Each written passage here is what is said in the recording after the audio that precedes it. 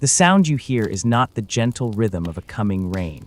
It is the steady, indifferent pulse of a world without light.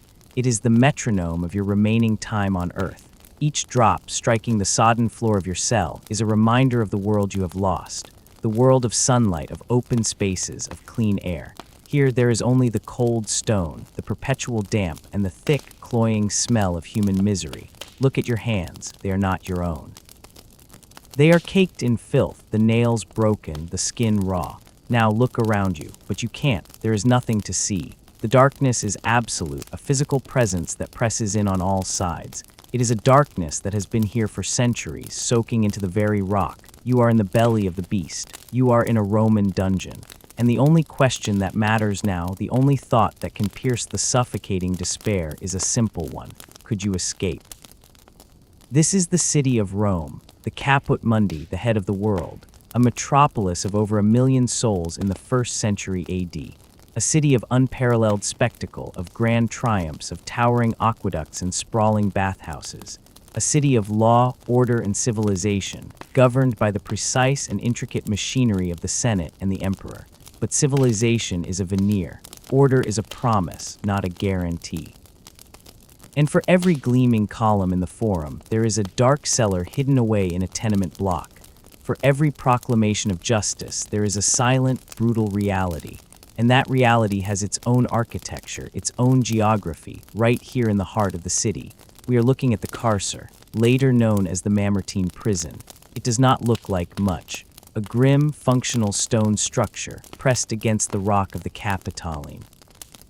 It is deliberately public, a stark, invisible warning to all who pass through the Forum. This is where the state's enemies are brought.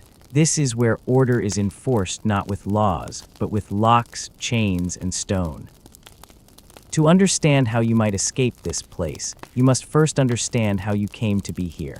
The path to the Carcer was often swift and brutally simple. Perhaps you were a soldier from a conquered tribe, a Gaulish chieftain like Vercingetorix, or a Numidian king like Jugurtha, captured in battle and dragged to Rome to be the centerpiece of a general's triumph. Your fate was sealed the moment you were defeated on the battlefield. You are not a criminal, you are a trophy, kept alive only to be publicly displayed and then unceremoniously executed. Your imprisonment is a political statement. Or perhaps you were a citizen caught in the web of Roman politics. You backed the wrong senator. You were implicated in a conspiracy, real or imagined. An accusation of maestas, treason against the Roman people, is laid against you. There is no presumption of innocence. Your accuser, your delator, stands to gain a portion of your wealth if you are convicted. It is a system that incentivizes accusation. One morning, you are a respected patrician in your villa. By evening, you are here. The charge of treason is the swiftest path from the Senate house to the dungeon. The followers of Lucius Sergius Catilina, the infamous Catilinarian conspirators, were brought here in 63 BC. They did not last the night. But for most, the reason would be far more mundane. You are not a king or a senator. You are one of the humiliers, the humble ones, the vast, teeming majority of the city's population. You live in a cramped, wooden insula, a tenement building in the noisy, chaotic Subura district. Perhaps a brawl in a tavern went too far. Perhaps you were caught stealing a loaf of bread from a market stall. Or perhaps you were simply in the wrong place at the wrong time when the Vigils Urbani conducted a raid. These were the city's watchmen, a paramilitary force of 7,000 men, responsible for firefighting and policing the streets at night. They were not gentle. They did not ask questions first. An accusation from a shopkeeper, a pointed finger in a crowd, and you would be seized. No warrant, no reading of rights, just the rough grasp of a soldier, the butt of a spear in your back, and a forced march through the streets. Your neighbors would watch, silent. To intervene would be to invite suspicion upon themselves. So you are brought here to the Carcer. You are shoved through a low doorway into the upper chamber. This room is a holding area. It is crowded, filthy, and loud. Dozens of men are crammed into a space perhaps 20 feet across. There is a single grated window, high on the wall, offering a sliver of the sky and a view of the feet of those passing by in the Forum. It is your last glimpse of the outside world. The air is thick with the stench of sweat, fear and unwashed bodies. There is no sanitation. The floor is slick with waste. This is not a place of rehabilitation. Roman law had no such concept. The carcer was a place of custodia, of holding. You were here for one of three reasons: to await trial, to await execution, or to be slowly broken by the conditions themselves. But your journey is not over. You are not destined to remain in the relative comfort of this upper chamber. A trapdoor in the center of the floor is wrenched open. It is a black, circular void. This is the entrance to the Tullianum. The name itself is ancient, its origins debated by Roman historians themselves. Some said it was named for King Servius Tullius, others for his predecessor, Tullus Hostilius. Some argued the name simply came from an archaic Latin word, Tullius, meaning a spring or jet of water, for the spring that seeped through its floor. Whatever its name, its function was unambiguous. It was the end of the line. Two guards grab you. You struggle, but it is useless. You are dragged to the edge of the hole. There is no staircase. You are unceremoniously pushed or perhaps lowered by a rope into the abyss below. You fall about 12 feet, landing with a jarring thud on the cold, wet stone floor. The trapdoor slams shut above you, and the last sliver of light is extinguished. The darkness that envelops you is total. It is a physical weight. Your eyes strain, searching for any shape, any outline, but there is nothing. The only sound is the dripping of water, the scuttling of unseen vermin in the corners, and the ragged sound of your own breathing. Let us take a moment to analyze your new home. The Tullianum is a subterranean chamber, shaped roughly like a beehive, about 6.5 meters in diameter. It is built from massive, perfectly cut blocks of volcanic tufa stone without mortar. Its construction is ancient, predating much of the Republic. It was originally a cistern, a place for storing water. Now it stores men. The floor is perpetually damp, not only from the natural spring that gives the place its name, but also from the constant seepage from one of Rome's great engineering marvels, the Cloaca Maxima, the city's main sewer which runs nearby. The smell is indescribable, a pungent, gagging mixture of raw sewage, stagnant water, mildew, and death. The bodies of those who do not survive are often left here to rot, or are unceremoniously dragged out with hooks and tossed into the Tiber. The historian Sallust, describing the fate of the Catilinarian conspirators, called the Tullianum a place disgusting and terrible, from neglect, darkness, and stench. Your first challenge is not escape, it is survival. The state provides you with nothing: no food, no water, no blankets. If you have family or friends on the outside with enough money and courage, they may be able to bribe the jailers. The guards of the carcer were notoriously corrupt. For a price, they might lower a basket containing a piece of stale bread, a flask of sour wine, or some water. The water from the spring on the floor is contaminated, a slow poison of filth and disease. To drink it is a desperate gamble. If you have no one on the outside, you will starve. It is that simple.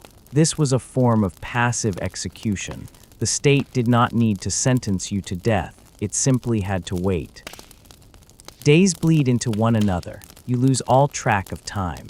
Is it day or night? The world above continues its business. You can sometimes hear the faint, muffled rumble of cartwheels on the stone paving of the Forum, the distant shouts of merchants, the marching feet of a legionary patrol. These sounds are a form of torture, a reminder of a life that is now utterly beyond your reach. Your companions in this darkness are few. Perhaps another wretch like yourself, moaning in a corner. Or perhaps you are alone with the rats, grown fat and bold on the refuse and the dead. The psychological toll is immense. The sensory deprivation, the constant uncertainty, the gnawing hunger. Your mind begins to play tricks on you. You see shapes in the darkness that are not there. You hear whispers in the dripping water. Hope is a fragile thing, and in the Tullianum, it dies quickly. Let us assume for a moment that you are one of the fortunate. You are an honestier, a man of standing. You have not been cast into the Tullianum. You are held in a more secure but less foul part of the prison complex, or perhaps even under custodia libera, a form of house arrest. Your allies are working on your behalf. Bribes are flowing. A trial is being arranged. But even here, your situation is precarious. The wheels of Roman justice grind slowly, but they grind exceedingly fine. And they are often lubricated with cruelty. The process of quaestio, interrogation, was an expected part of any serious criminal investigation. For a slave or a non-citizen or one of the humiliers, torture was not the exception, it was the rule. It was believed that those of lower status would only tell the truth under duress. The tools of the trade were varied and horrific, the aculeus or rack to stretch the limbs, the plumbati, whips tipped with lead that could strip flesh from bone, red-hot metal plates. Iron hooks the unside to tear at the body. The goal was not necessarily the truth, it was a confession. Under such agony, a person would say anything, implicate anyone just to make the pain stop. If you are a person of status and honesty, you were in theory protected from such treatment. But in cases of treason maestas, all rules were suspended. The emperor could authorize the torture of anyone, regardless of their rank. The fear of this ordeal was as powerful a weapon as the ordeal itself. So whether you are in the stinking pit of the Tullianum or a slightly less wretched cell, the desire to escape becomes the only thing that keeps you sane. But how? Let us be methodical. Let us analyze the problem as a Roman engineer would analyze the construction of an aqueduct. What are the obstacles? What are the tools at your disposal? What is the probability of success? Obstacle number 1, the physical environment.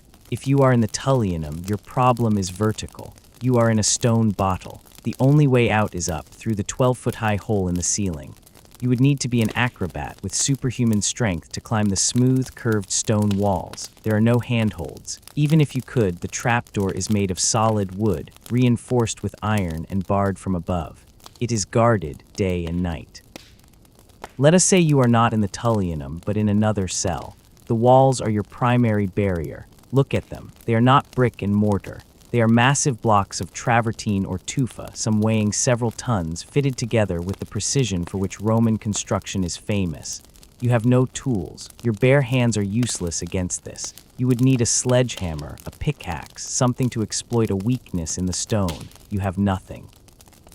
Obstacle number 2, the human element, the guards. The jailers, the custodes carceris, were not legionaries. They were often freedmen or men of low social standing. They were underpaid and therefore eminently corruptible. This is your greatest weakness, but also your greatest opportunity. A bribe could get you better food. A larger bribe might get you a message to the outside. An enormous, life-changing bribe might persuade a guard to forget to lock a door or to look the other way at a crucial moment. But this is a deadly game. The guard knows that if the escape is discovered, he will face torture and execution. His loyalty to your gold must outweigh his fear of the state. And what is to stop him from taking your money and then reporting you to his superior? You would be flogged, moved to a worse cell, or simply killed. Your life is in the hands of a man who sees you not as a person, but as a potential source of profit or a source of trouble. So a solo escape, relying on your own strength and ingenuity from within the cell, is statistically close to impossible. The accounts of antiquity bear this out. The men who entered the Carcer rarely left it alive, unless it was to walk to their place of execution. Vercingetorix, the great chieftain of the Gauls, was held here for 6 years after his surrender to Caesar. He did not escape. He was paraded in Caesar's triumph in 46 BC and then returned to the Tullianum to be strangled. Jugurtha, the king of Numidia, was thrown in here in 104 BC. The historian Plutarch records his grimly sarcastic last words, "Heracles, how cold your bath is." He starved to death within days. The system was designed to be escape-proof. Therefore, any realistic plan of escape must rely on external assistance. This is the key. You cannot break out, you must be broken out. This requires a chain of loyalties and logistics that is breathtakingly difficult to assemble. First, you must establish communication. How? If you are lucky, a bribed guard acts as your courier. He smuggles a message out, written perhaps on a scrap of papyrus or a piece of linen, using charcoal from a burnt stick as ink. The message must be cryptic. The guard himself might be illiterate, but his commander is not. If the message is intercepted, everyone involved is doomed. Who do you write to? Your family, your political allies, a secret society like the early Christians who became masters of clandestine organization. Whoever they are now conspirators. The act of planning your escape is a capital crime. They are risking their property, their status, and their lives for you. Their loyalty must be absolute. Once communication is established, the plan itself must be formulated. It is a military operation in miniature. Your allies must gather intelligence. What are the guards' routines? How many are on duty at any given time? When do the shifts change? Is there a weak point in the building's structure? Not the main walls, but perhaps a drainage grate, a section of the floor, a less sturdy part of the roof. They must procure tools, a file, a small pry bar, a hammer. These cannot be bought in the open market for their intended purpose. They must be acquired discreetly. Then comes the most dangerous part, smuggling the tools into the prison. Again, this relies on the fulcrum of the bribed guard. He is the weak link. The tool must be hidden, perhaps in a loaf of bread, in the bottom of a wine amphora, or concealed in a bundle of clothing. The search could be cursory, or it could be meticulous. It is a roll of the dice. Let us imagine the impossible happens. A file is successfully smuggled to you. Now your work begins. In the pitch blackness of your cell, surrounded by filth and the threat of discovery, you must work. The sound of metal on stone, no matter how faint, is a death knell if overheard. You must work only when there are covering noises from the forum above, during a market day, during a public festival, or in the middle of a thunderstorm. It would take weeks, perhaps months, of patient, terrifying labor. Each day is a gamble. Your hands would be bloody, your nerves shredded. You must find a place to hide the tool and the evidence of your work before the guards make their rounds. While you toil on the inside, your allies are busy on the outside. An escape from the cell is only the first step. They must arrange a safe house, a place for you to hide in the sprawling, chaotic city. They must procure a disguise, a merchant's robes, a slave's tunic, the cowl of a philosopher. They need to map a route from the Carcer to the safe house, avoiding the patrols of the vigils. The main thoroughfares are too dangerous. The route must wind through the narrow, twisting, unlit alleyways of the lower-class districts, places where a stranger might not be noticed, but where a knife in the dark is a constant threat. And finally, they must plan the escape from Rome itself. The city is not an open plain. It is a fortress. In the early Republic, it was encircled by the old Servian Wall. By the late 3rd century AD, the massive Aurelian walls were built, a 12-mile-long circuit of brick and stone, nearly 40 feet high with 18 major gates. These gates were the city's arteries, and they were heavily guarded. Soldiers checked the papers and cargo of those entering and leaving. The face of an important escaped prisoner would be known to them. A significant bounty would have been placed on your head. To pass through a gate would require another layer of bribery, a foolproof disguise, or a clever hiding place, such as the back of a hay wagon or concealed within a crate of goods. Each option is fraught with peril. A nervous glance, a suspicious question from a guard, and the entire enterprise collapses. Let us look to history and to legend for examples. Successful escapes from the Carcer itself are virtually non-existent in the historical record. Its reputation was built on its grim efficiency. But we do have one famous, though likely apocryphal, account, the escape of the Apostle Peter. According to Christian tradition, as recorded in the apocryphal text The Acts of Peter, both Peter and Paul were held in the Mamertine Prison under the reign of Nero. The story goes that Peter converted his jailers, Processus and Martinian, to Christianity. A spring miraculously burst forth from the stone floor of the Tullianum, and Peter used the water to baptize them. Later, an angel appeared, the chains fell from Peter's wrists, and the doors of the prison opened on their own, allowing him to walk free. This story is, of course, a matter of faith, not historical fact. But its very nature tells us something important. In the popular imagination of the Roman world, escaping the Tullianum was so inconceivable that it required divine intervention. No mortal man could achieve it. It needed a miracle. The story serves to elevate the status of the saint, but it also reinforces the prison's fearsome reputation. A spring did exist in the Tullianum, which lent a veneer of plausibility to the tale, but the rest is legend. For more plausible, though still difficult, scenarios, we must look away from the heart of the empire to the provinces, to military camps, or to different forms of confinement. Prisoners of war, for instance, might have a better chance. They were soldiers. They possessed skills in stealth, combat, and survival that a Roman citizen would lack. They might also have a network of fellow countrymen, operating as spies or sympathizers, who could aid them. An escape from a temporary military stockade on the German frontier is a very different proposition from an escape from the Carcer in the Roman Forum. Consider the case of a wealthy senator under house arrest, custodia libera. He is confined to his own villa, perhaps in the countryside. He is watched by a detachment of Praetorian guards. Here the dynamics shift. The walls are those of his own home. He knows its layout, its secret passages, its weaknesses. His servants are a potential source of aid, though their loyalty might be torn between their master and their fear of the state. The guards can be bribed, but they are elite soldiers, less susceptible to corruption than the common jailers of the Carcer.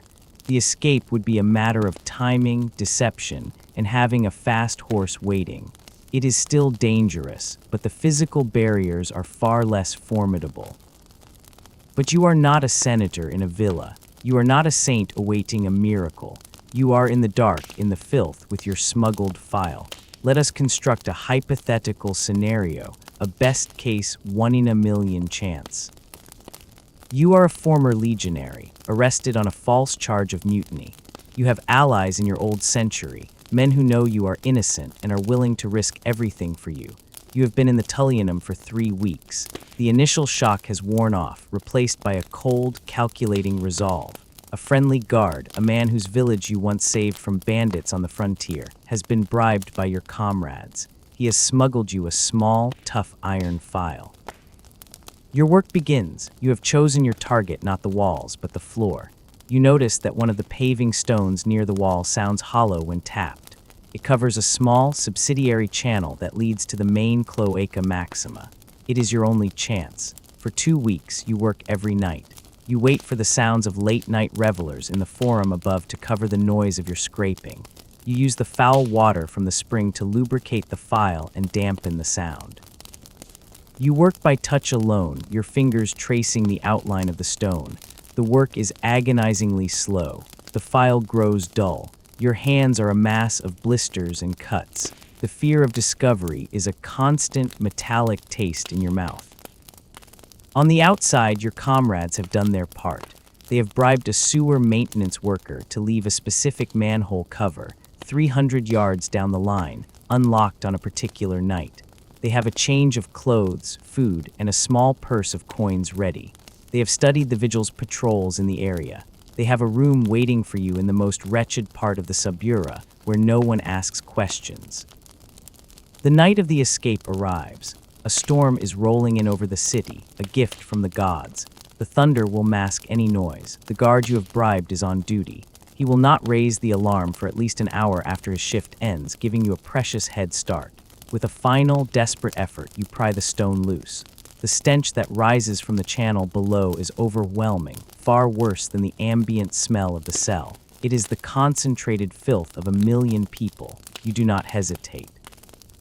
You lower yourself into the narrow, slimy tunnel. You are now in the arteries of Rome's underworld. The sewer tunnel is tight. You are crawling on your hands and knees through a river of indescribable waste. The darkness is as complete as it was in your cell, but now it is filled with the roar of water, the squealing of rats the size of cats, and the constant, suffocating stench. You must count the tributary junctions you pass, just as your comrades instructed you. Turn left at the 3rd junction, then right at the 2nd. A mistake means you are lost in a labyrinth from which there is no escape. You could wander for days until you collapse from exhaustion and drown in filth. Your body is screaming in protest. The sharp edges of the stone scrape your skin. The cold, foul water saps your strength. but you push on, driven by the primal instinct to live. After what feels like an eternity, you reach the spot beneath the manhole. You push up. It is heavy iron, but as promised, it is not locked. With all your remaining strength, you shove it aside and haul your stinking, shivering body out onto the cobblestones of a deserted alleyway. You are out, but you are not free.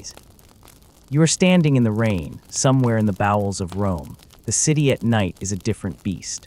The grand marble facades are now just looming shadows. The alleyways are pitch-black mazes. You are weak, disoriented, and you smell so foul that anyone who comes near you will either flee or raise the alarm.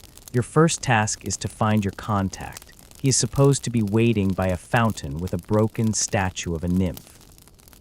You pull your filthy rags around you and begin to move, sticking to the deepest shadows, your heart pounding with every distant footstep, every barking dog. You find the fountain. A figure detaches itself from the shadows. For a terrifying moment, you think it is a member of the vigils, but then he speaks your name, a single hushed word. It is your old centurion. He hands you a bundle, a rough wool tunic, sandals, and a cloak with a deep hood. He also gives you a water skin and a piece of hard cheese. It is the most delicious food you have ever tasted. He does not waste words.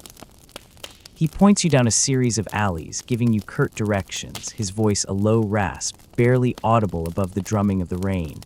Go, don't run, walk like you belong here. Third alley on the left, up to the top of the insula Felicula, the door with the faded blue paint. Knock 3 times, then pause, then twice more. An old woman will answer. Her name is Livia, trust no one else. He presses a small, heavy object into your hand, a knife, simple iron, the grip wrapped in leather. It is not a soldier's weapon, but it is better than nothing. Then, as quickly as he appeared, he melts back into the darkness, leaving you utterly alone. Now you must walk. The instructions are seared into your brain. Third alley, insula Felicula, blue door, the knock. Each step is an act of will. Your body, wrecked by weeks of starvation and the ordeal in the sewer, wants to collapse. The clean wool of the tunic feels alien against your skin, which is still raw and stinking despite the rain. The Subura is a world away from the marble grandeur of the Forum. Here, the streets are narrow, unpaved canyons between towering, dangerously leaning tenement blocks. The rain runs in torrents down the middle of the street, carrying with it garbage, animal dung, and the refuse of 1,000 crowded lives. The air is thick with the smell of wet plaster, charcoal fires, cheap wine, and human sweat. You force yourself into a steady, unremarkable pace. To run would be to draw attention. You are just another poor soul heading home in the rain. You keep your head down, the hood of your cloak pulled low. Every shadow seems to hold a threat. A burst of drunken laughter from a nearby tavern makes you jump. The light from a passing torch, held by a pair of vigils on patrol, sends a jolt of pure terror through you. You press yourself into a doorway, holding your breath, your hand gripping the knife so tightly your knuckles are white. The guards pass by, their hobnailed sandals splashing in the muck, their conversation about the poor quality of the night's wine drifting back to you. They don't even glance in your direction. You are invisible, for now. You count the alleys, 1, 2. The third is even narrower than the others, little more than a crack between 2 buildings. You plunge into the darkness. It is a vertical climb now, up a set of treacherous stone steps worn smooth by generations of feet. The insula Felicula looms above you, a 6-story monster of timber and cheap brick, a hive of humanity packed into flimsy apartments. You can hear the sounds of life through the thin walls, a baby crying, a violent argument in a language you don't recognize, the rhythmic creak of a bed. This anonymity is your shield. Here, in the belly of Rome's poverty, people are too consumed with their own survival to notice one more shadow slipping through the night. You reach the top floor. The air is stale, the staircase littered with debris. There are 3 doors. One has a crude fish painted on it, another is splintered, and one at the very end of the landing is painted a pale, faded blue, peeling and cracked with age. This is it. Your heart is a drum against your ribs. You raise a trembling hand and knock. 3 times, you pause, the silence stretching for an eternity, then twice more. For a long moment, nothing happens. You begin to panic. Did you get the wrong door? Was it a trap? Then you hear the scraping sound of a bar being lifted from the inside. The door creaks open a few inches, revealing a sliver of a face in the darkness. An old woman, her face a roadmap of wrinkles, her eyes small and sharp like a bird's. She looks you up and down, her gaze lingering on your filthy, matted hair and the stench that still clings to you. She says nothing. You say nothing. The silence is a test. Finally, she grunts and opens the door wider. "Get in," she rasps. You're letting the cold in, and you smell like the cloaca. The room is tiny. A single bed, a small table with a flickering oil lamp, a charcoal brazier in the corner giving off a faint warmth. There is a bucket of water by the door. The woman, Livia, points to it. "Wash, there is a rag. The clothes you are wearing will be burned."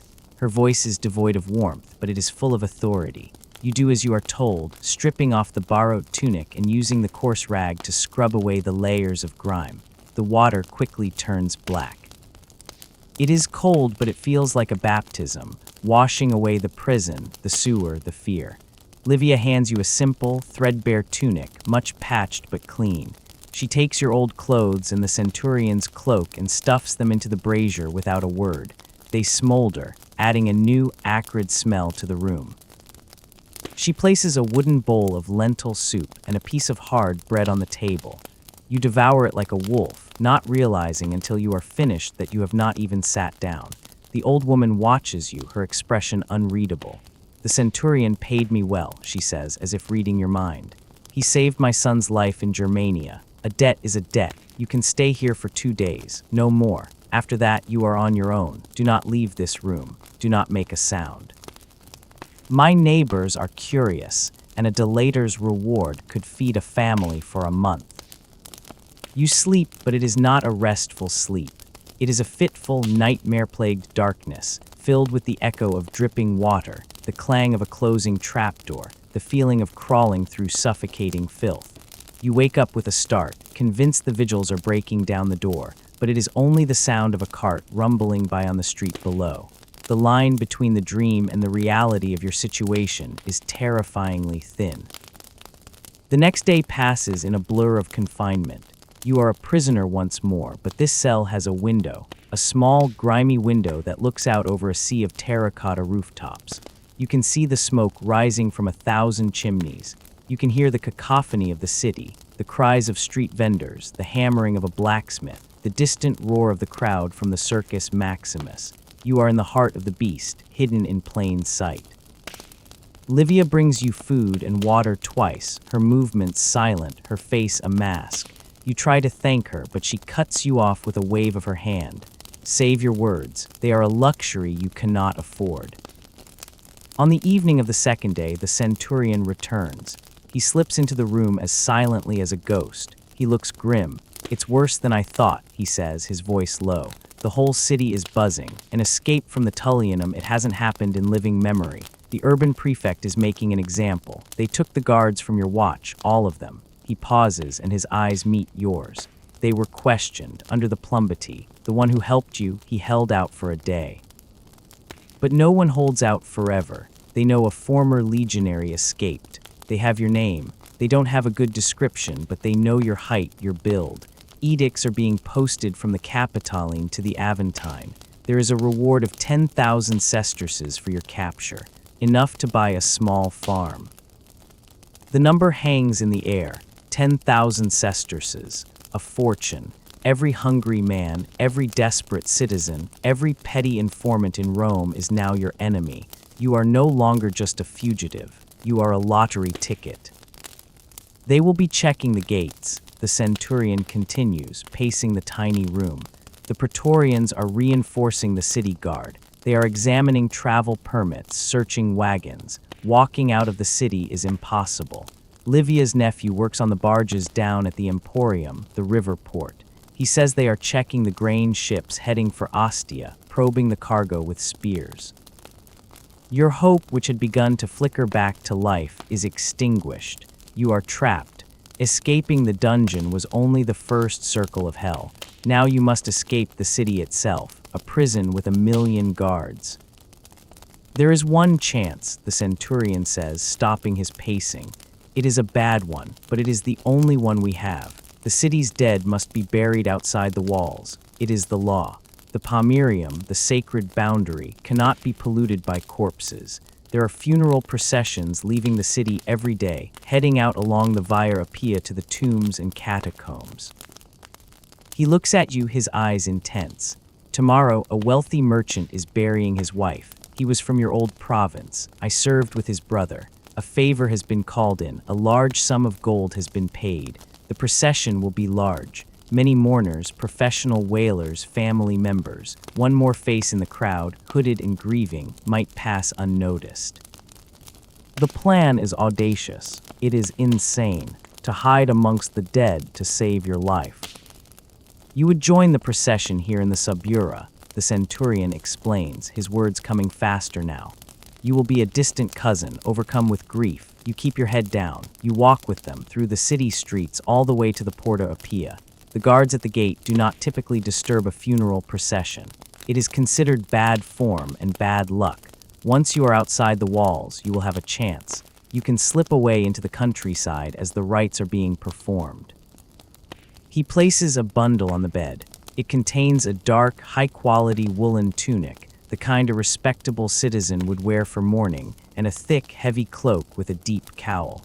Livia will shave you in the morning. A clean face will match the clothes. You must look the part. You cannot look like a man who has been living in a sewer.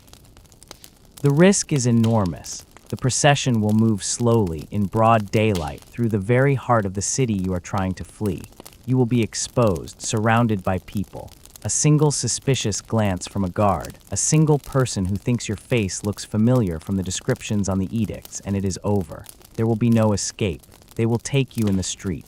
And this time they will not bother with the Carcer. They will take you straight to the executioner's block. You look from the mourning clothes to the old woman, who has been listening silently from her corner, her face impassive. You look at the centurion, his face etched with worry but also with a fierce loyalty. Your life depends on these two people, a grizzled soldier and a silent old woman, and on the solemnity of a stranger's funeral. The centurion can see the doubt in your eyes. There is no other way, he says, his voice flat. The river is watched. The other gates are sealed tight. The walls are patrolled. This is the only door that might be left unlocked, the door reserved for the dead. The night outside is quiet now. The rain has stopped. The city is sleeping, but you know it is a restless sleep. It is a city that is hunting you. Tomorrow, you will walk into its streets, into the view of thousands of eyes, and pray that you can become a ghost, a nameless mourner in a sad parade, just one more shadow in a city that is full of them. The alternative is to wait in this room until a neighbor's curiosity or a random search by the vigils brings them to the faded blue door. And you know with a certainty that chills you to the bone that your luck, your borrowed time, is running out. The morning comes too quickly. The first gray light filters through the grimy window. Livia takes a sharp blade and a bowl of water and with practiced, steady hands scrapes away your beard and matted hair. The face that emerges in the reflection of a polished bronze disc is a stranger's. It is pale, gaunt, the eyes wide with a fear you cannot hide. You don the dark robes of a mourner. They feel like a shroud. The centurion gives you your final instructions, the location where the procession will form. The name of the deceased, so you can answer if questioned. The name of the relative you are supposed to be. Remember, he says, his hand on your shoulder. You are numb with grief. Do not look up. Do not meet anyone's eyes. Let the sorrow of others be your disguise. We will have a horse waiting for you a mile down the Via Appia, hidden in a grove of cypress trees. If you make it out of the gate, run. Do not look back. He leaves. You are alone with the old woman. She hands you a small flask of wine and a piece of bread. For the journey, she says. It is the kindest thing she has said to you. You eat, your stomach churning with a mixture of hunger and dread. Then you hear it. The distant, mournful sound of a flute, the first notes of a funeral dirge. The procession is forming. It is time to go. You pull the heavy cowl over your head, plunging your face into shadow. You open the door to the small room, the room that has been your sanctuary and your prison for 2 days. You step out onto the landing and begin the long walk down the stairs, back into the city. Each step is a gamble. Each corner you turn could hold your doom. You are no longer an escapee. You are an actor in a desperate play, and the stage is the city of Rome. The audience is 1,000,000 strong, and they are all looking for you. The only question is whether your performance will be convincing enough to let you leave the theater alive. The mournful flute grows louder, a sad, beckoning call to the most dangerous journey of your life. The walk to the gate has begun. You walk, each step is a lifetime. You merge into the throng of mourners gathering near a tenement at the edge of the suburra. The air is thick with the scent of funereal incense and the theatrical wailing of the prefecti, the hired female mourners whose job it is to tear at their hair and shriek with performative grief.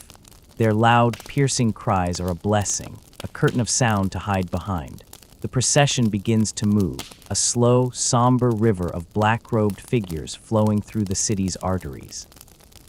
At its head, the bier, carried on the shoulders of 8 powerful freedmen. Upon it lies the body of the merchant's wife, her face powdered white, a single coin placed on her tongue to pay the ferryman Karen. You are a ghost among them. Your head is bowed, your shoulders slumped. You mimic the shuffling gait of the old man in front of you. You focus on the ground, on the worn cobblestones, on the filth in the gutters. To look up is to risk everything. Yet you cannot help but steal glances from beneath the shadow of your cowl. You see the faces of Rome watching you pass. A baker, his hands white with flour, makes a sign to ward off evil. A group of children stop their game to stare, their expressions a mixture of fear and fascination. And then you see it, plastered to the wall of a bathhouse, the edict. You can't make out the words from this distance, but you don't need to. You know it describes you. A man of your height, your build, a fugitive, a prize worth 10,000 sesterces. Your blood runs cold. You force your eyes back to the ground, a fresh wave of authentic fear making your feigned grief all the more convincing. The procession winds its way out of the chaotic suburra and into the grander avenues leading towards the city limits. You pass the theater of Marcellus, the Forum Boreum. The sun is high now, beating down on the black wool of your cloak. Sweat trickles down your temples. The slow, relentless pace is a unique form of torture. It is a death march in reverse, a walk not towards your execution, but towards a fragile, uncertain life. And then you see it, looming ahead, vast and imposing, the Porta Appia, the Appian Gate, 2 massive, crenellated towers of brick and travertine flanking a double archway. It is the final barrier, the gateway to freedom or to recapture. The presence of soldiers is heavier here, not just the usual city watch, but Praetorian guards, their plumed helmets and ornate breastplates gleaming in the sun. They are alert, their eyes scanning every face, every wagon. They are looking for you. The procession halts. The captain of the guard, a hard-faced man with a scar bisecting his eyebrow, steps forward. He holds a scroll in his hand, a list of names of fugitives. The merchant, his face a mask of sorrow, approaches the captain and presents the burial permit. The captain glances at it, then his eyes lift, sweeping slowly, deliberately, across the sea of bowed heads and grieving faces. This is the moment. Your entire future hangs on this single, searching gaze. Your heart is a frantic bird beating against the cage of your ribs. You can feel his eyes pass over you. You risk a glance up, just for a second, and your gaze meets his. For an infinitesimal, soul-stopping moment, the world freezes. There is a flicker of something in his eyes, recognition, suspicion. He sees a man of the right age, the right build, whose grief seems almost too real, too desperate. His gaze lingers. He is about to speak, to call you out, to order you to lower your hood. You are certain of it. The end has come. But then, from the bier, one of the hired mourners lets out a gut-wrenching, blood-curdling shriek of despair, flinging herself towards the guards in a display of theatrical agony. The captain is startled, his attention broken. He scowls at the wailing woman, annoyed by the undignified display. The moment is shattered. With a grunt of impatience, he waves a dismissive hand at the merchant. "Move on," he barks. "Don't hold up the road all day." The procession lurches forward, shuffling through the great archway. You pass under the gate, from the shadow of the city into the sunlight of the countryside. You have done it. You are outside the walls. The wave of relief is so immense, so physically powerful, that your knees buckle. You stumble, catching yourself on the man beside you, who gives you a pitying look, mistaking your reaction for a surge of grief. The Via Appia stretches before you, a long, straight road flanked by the magnificent tombs of Rome's noble families. The air smells of dust, pine, and wild mint. The sounds of the city begin to fade behind you, replaced by the chirping of cicadas. The procession continues towards the family tomb, but you begin to lag, letting the crowd pull ahead. You see the landmark the centurion described, a small, dense grove of cypress trees, dark against the sun-bleached grass. Feigning a dizzy spell, you peel away from the procession, stumbling towards the side of the road and collapsing behind a large, forgotten mausoleum. You press yourself against the cold stone, your body trembling uncontrollably, listening as the sounds of the funeral, the flute, the weeping, recede into the distance. You wait until the road is empty, then you scramble into the cypress grove, and there, just as promised, is a horse, saddled and ready. Next to it stands the centurion, dressed in the simple garb of a farmer. He allows himself a grim, thin-lipped smile. "I saw you at the gate," he says, his voice low. "For a moment, I thought Jupiter himself had abandoned us." He hands you a water skin and a small sack containing bread, cheese, and dried fruit.